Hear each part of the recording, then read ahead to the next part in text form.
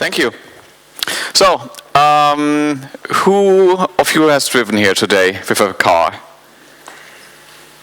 That's, yeah, about what I expected. I took public transport, even though I have a company car, but it's parked in Berlin. And I also like public transport. So the thing about cars is that they are an integral part of our daily life. So we use them almost every day, we see them every day, and we are affected by them every day because we might be stuck in a traffic jam, because there are emissions which are related to cars and something that is being addressed, and because we sit in cars for a really long time. So, and I'm going to talk about why that is relevant for health, for people, and what the car industry is doing to address that, and how you can help. This is actually now a picture of our crash test facility here in Gothenburg. I thought maybe it's fitting to start with that, because that's how it started with Volvo and car manufacturers thinking about health. So one of the most famous statements around Volvo is, cars are driven by people. The guiding principle behind everything we make at Volvo therefore is and must remain safety. So from the beginning of Volvo, we thought about safety and about the health of the people driving our cars. And we have followed up that by having the Vision 2020, which is by 2020, nobody should be seriously injured or killed in a new Volvo car. 2020 is just around the corner, and we work very hard on making that a reality. When I said we are affected by cars every day, driving is an integral part, and personal mobility is an integral part of our society nowadays. It has allowed people to move around, to move out of the very close circle that we had 100 years ago, where you couldn't move very far without spending an enormous amount of time, to us being mobile, to exploring the world, to having more opportunities, to creating more value. At the same time, it also comes at a cost. And the cost is that American drivers, and now I have taken American drivers because I mean they are the commute kings basically in the world, spend 51 minutes per day driving. That time won't go away. It will change in how we consume mobility. But we will still spend time in personal, individual transport. People don't like public transport in the US, so they won't switch to public transport, apart from the fact that it's atrocious over there. People like the personal space. So we will have to contend with the fact, and hope, and lucky for an OEM, that people will either continue to buy cars, will lease cars, will subscribe to cars, or will rent them for mere minutes or 20 minutes block or an hour whenever they need them. And that is a challenge, because 51 minutes a day out of your life is quite a healthy chunk. When you think about that, you spend 8 hours a day at work, you should spend 8 hours sleeping, and then you need to get ready for work, you need to pick up your kids. So suddenly you're down to only probably 2 or 3 hours of free time, and one of those hours is going to transport.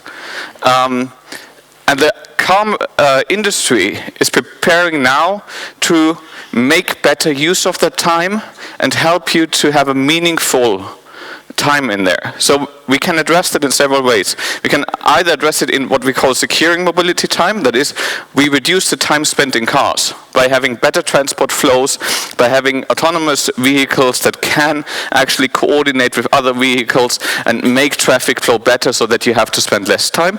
Or we can enhance the mobility time, so we can create additional value. We can free up cognitive capacity for you by you not having to drive, and you then having ability to enjoy something else, like reading, interacting with friends via video conferencing, or even working if you like that. So you can spend a little bit less time doing that. Or to provide entertainment, polysensory stimulation, so basically the relaxation room that you saw before. With nice smells, with nice pictures on the screen and so on, or additional services around health and well-being. And the last bit is the one that is the most interesting, I think. Because you have an opportunity to have someone fixed in one position for 51 minutes a day, and you can run all sorts of tests on them. So you can actually, and when you think about it, you can actually get a baseline of a heart rate, you can get a baseline of a blood pressure, you can monitor other things day by day, because they are always sitting in the same position. Electric seat puts you in the same position. You actually have to sit there every day. Have someone sit there every day doing exactly the same thing, and you can monitor how they are performing. And you can use that data to provide something. And that is exactly what now is on the forefront of what mobility and mobility of the future and additional services of OEMs will be. We started out 70s to 80s with accident safety. We even thought about accident safety before, obviously, especially at Volvo, but the industry overall. Seatbelts, airbags, crumple zones, everything came in 70s, 80s, or late 60s, 70s, 80s, and we tried to make the car safer. The next step was to avoid accidents. So blind spot detection, ABS, emergency braking systems, lane change assistance, all the functions that you now take for granted in a lot of cars, they came in the early 2000s and provided additional safety and mitigated and prevented crashes. And then after that we turned into to the cabin and said, okay, let's see how we can improve the cabin experience and how we can improve wellness so that people feel more relaxed, that people have a better time in the car. Air filtration, extremely important in China. Not so much in Gothenburg. We actually, a couple of years ago, we have an enormous amount of resources that we put on air filtration, because air is important. And in China, air pollution is really, really bad, and China is an important market for us. So we develop filtration systems for our cars, quite advanced ones. But we have really troubles testing them here in Gothenburg. So we had to put cars in the Lundby tunnel and park it there and hope that we have a bad day. And that didn't reach China. So when we think about, well, okay, yes, I have a filter in my car and it filters out pollen and everything else, yeah, that's nice for us, but it's absolutely crucial in other parts of the world. And that's what we are thinking about, because as an OEM, we have a responsibility towards our customers to provide them a safe and healthy environment. So, and then we go to the other things. Heated seats, heated steering wheels, which if you have never had a heated steering wheel, I can fully recommend it during winter. In winter, massage seats, aromatherapy, allergen monitoring, night vision, anything that takes off the strain and makes you a little bit more relaxed. And now we are getting in the territory where we are talking about pure luxury. But the next step is now the interesting one, because now we have access to biosensors to monitor the conditions, heart rate, blood pressure. We can monitor how agitated someone is, how stressed someone is, and we can recommend someone to take a break when we realize that someone is getting a little bit drowsy. And as a tech fund, when we talk to startups, we encounter new sensors and new ways to monitor and support drivers every day, which is quite interesting. And then we have real-time alerts and emergency vehicle autonomy. And that is something I'm going to talk about soon, where just imagine if you have a crash, which still happens, that already the emergency services know exactly what's wrong with you before the emergency services even start driving. They get a full report from the car, including a video feed, and they know exactly what they will encounter and can prepare accordingly. So, all these innovations, obviously, some of them are coming from the car industry, but a lot more are coming from the startup environment. And that is where the tech fund comes in. So I'm responsible, as I said, as an investment director for EMEA.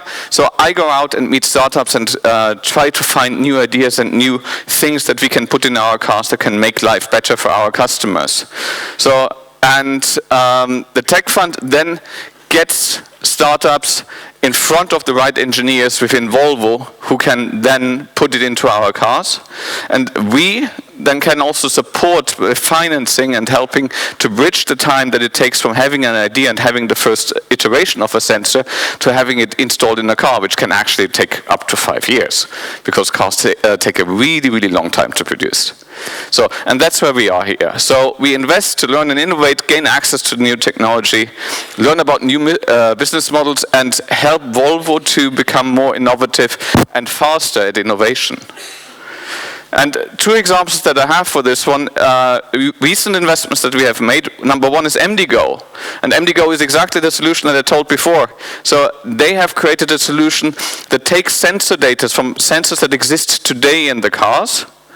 And in case of a crash, they have an AI model that then crunches the data and reports back to the emergency services which injuries are likely to encounter.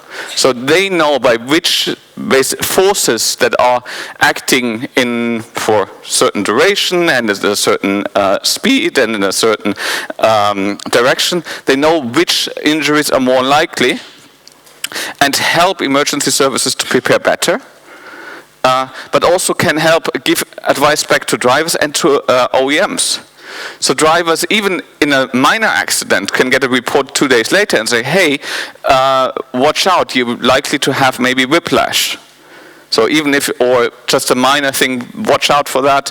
Or with an OEM, we get data back and we know what is actually happening out there. What are the accidents that are happening? We have a crash investigation team that goes out and investigates crashes in Sweden. But yes, we probably have more elk accidents than in Australia. In Australia, crashes look radically different. And that technology allows us to actually see all the forces coming in from across the world. So, number 2 is ForceYod. It's a stretchable sensor and algorithm. Well, this algorithm isn't stretchable, but the sensor is stretchable. And that allows us to have a more accurate seatbelt detection. So you can put it actually into the seat, you can put it also on other surfaces.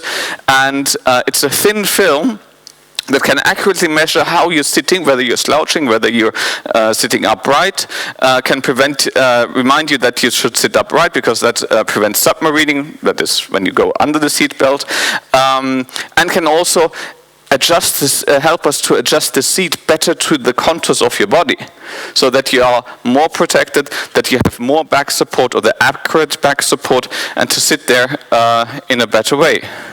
And those are just 2 examples, and I guess here in this room we probably have 10 different ideas that could also improve our cars, and I'm actually quite looking forward to someone just coming up to me during the break and saying, hey, I have exactly the solution that you need to make the Volvo cars even better.